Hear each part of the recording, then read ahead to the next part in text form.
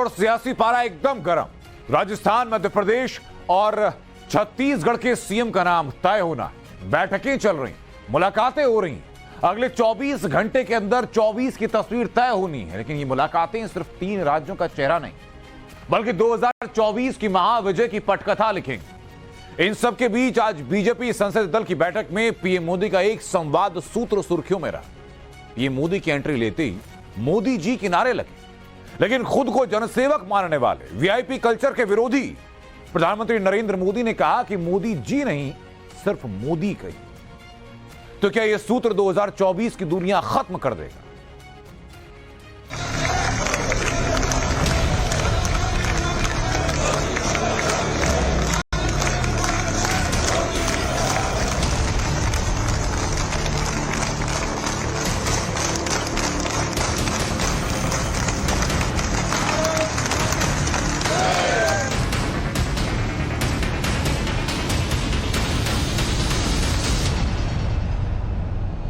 मोदी की गारंटी वाली गाड़ी देश की सफलता की गारंटी बनेगी, और ये भी मोदी की गारंटी है। देश की राजधानी के सियासी मंच पर दृश्य उभर रहे हैं, जो अब तक अदृश्य है। मंथन, चिंतन और सारे परावर्तन बस उसको लेकर है। 3 राज्यों की बागडोर कौन संभालेगा? कौन होगा वो जो मोदी के मिशन 400 प्लस को 100% साधेगा? मध्य प्रदेश से लेकर राजस्थान और छत्तीसगढ़ तक की सत्ता का दृश्य अभी दिल्ली के घने कोहरे में है, और जो अनगूंज है, शर्त है, वो बस ये है। मैं आज विजय के इस समारोह से हर बीजेपी कार्यकर्ता को सलाह दूंगा, आग्रह करूंगा। अब आज से आपको मोदी की गारंटी वाली इस गाड़ी के आगे आगे चलना है। मोदी की गारंटी वाली गाड़ी देश की सफलता की गारंटी बनेगी, और ये भी मोदी की गारंटी है। अब सवाल यह है कि क्या मध्य प्रदेश, छत्तीसगढ़, राजस्थान में सीएम चुने जाने का पैमाना यह है कि जो 2023 में उठी मोदी की गारंटी वाली लहर को 3 राज्यों में आगे तक ले जाएगा और इन राज्यों की सभी 65 लोकसभा सीटों पर विजय की गारंटी लाएगा, वही इन राज्यों की कमान पाएगा।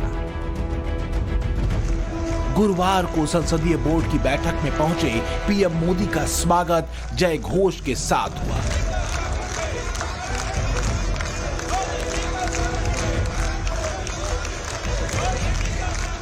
नारे थे, करतल ध्वनि थी और पीएम मोदी का माल्यार्पण से सम्मान था।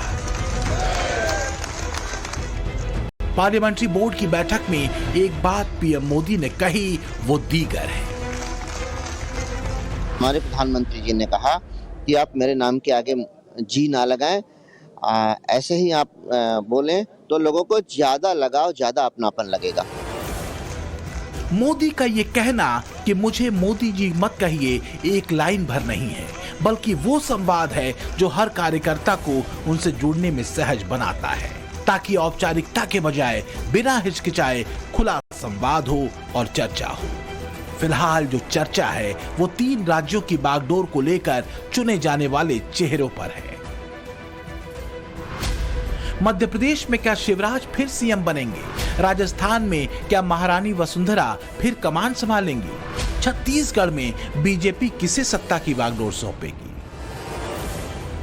इतनी माथापच्ची इसलिए है क्योंकि कुछ महीनों बाद 2024 में लोकसभा चुनाव हैं और बीजेपी का टारगेट 400 प्लस तभी पूरा होगा जब इन 3 राज्यों के अलावा बाकी राज्यों में भी बीजेपी का प्रदर्शन जोरदार होगा। मध्य प्रदेश में शिवराज सिंह चौहान ने तो 2024 को लेकर अपना टारगेट सेट भी कर लिया है। मुख्यमंत्री पद पर तमाम दावेदारियों और अटकलों के बीच शिवराज मिशन 29 के रास्ते पर निकल चुके हैं। छिंदवाड़ा से शिवराज ने मिशन 29 पर काम शुरू भी कर दिया है। तो क्या दिल्ली ना आकर शिवराज मध्य प्रदेश से ही मोदी को 29 सीटों की गारंटी दे रहे हैं?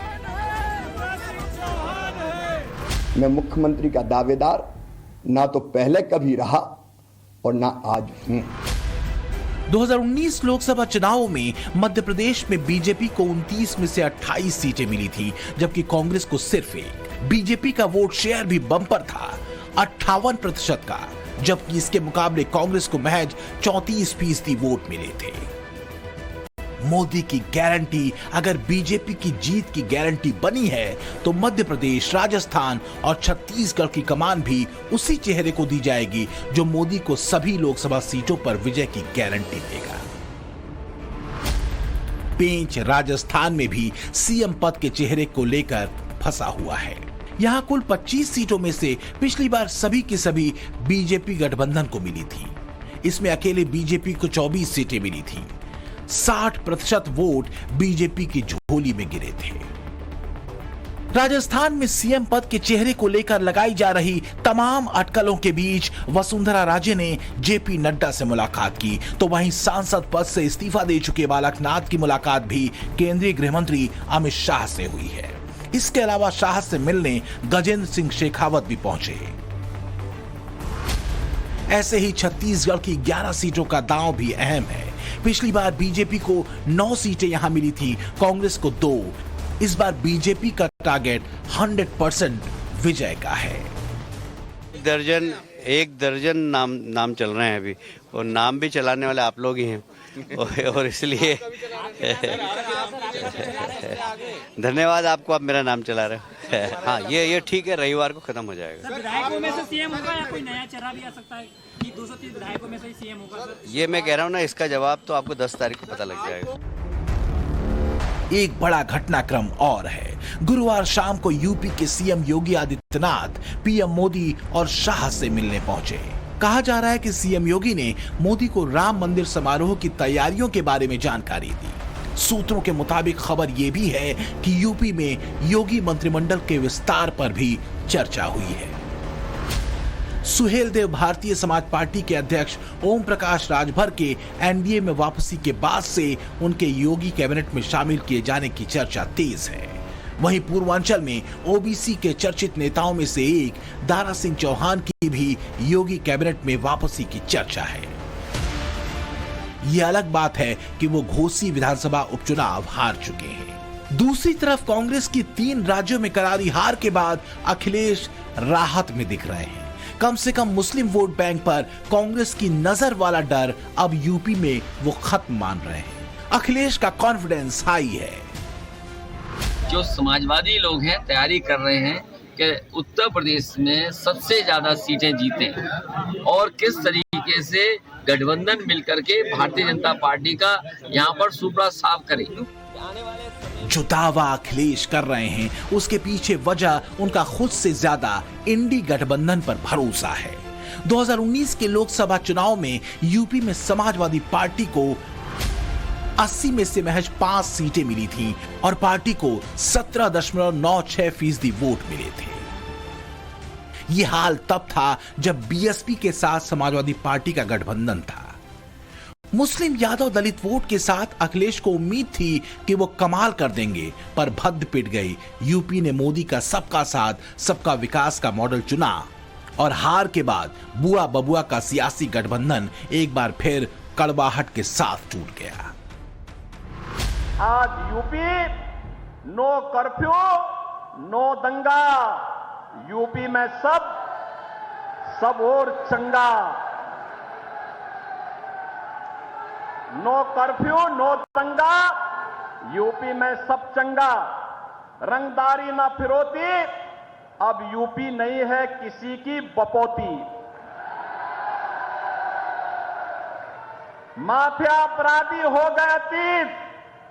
सुरक्षा खुशहाली रोजगार का अब बना है प्रतीक।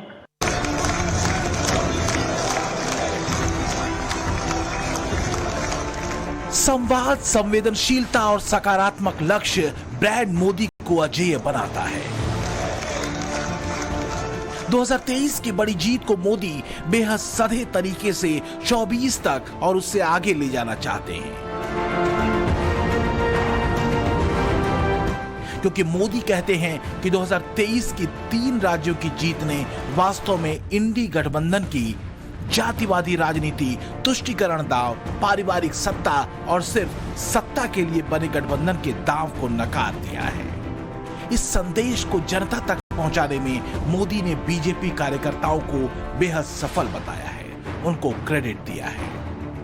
ये सही भी है, उन्होंने जो बोला है कि अकेले जो है ये हमारे सभी एक किसी व्यक्ति की नहीं बल्कि कार्यकर्ताओं की, समर्थकों की, पार्टी के जो लोग हैं उनकी और जो पार्टी को मतदाता वोट दिए हैं उनकी सबकी एक जो है सामूहिक जीत है और इसको ही उन्होंने माना है। उन्होंने कहा एक व्यक्ति विशेष की जीत नहीं बल्कि कार्यकर्ताओं की, समर्थकों की और जो हमारे सपोर्टर्स हैं उनकी जीत। जो विकसित भारत संकल्प यात्रा पूरे देश में निकली है, उस विकसित भारत संकल्प यात्रा में भी सभी लोगों को जुड़ना चाहिए।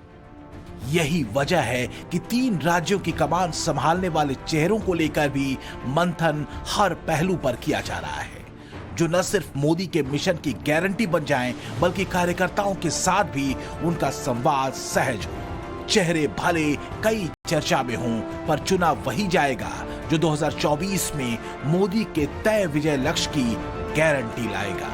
Bureau report, times now, Navbharat.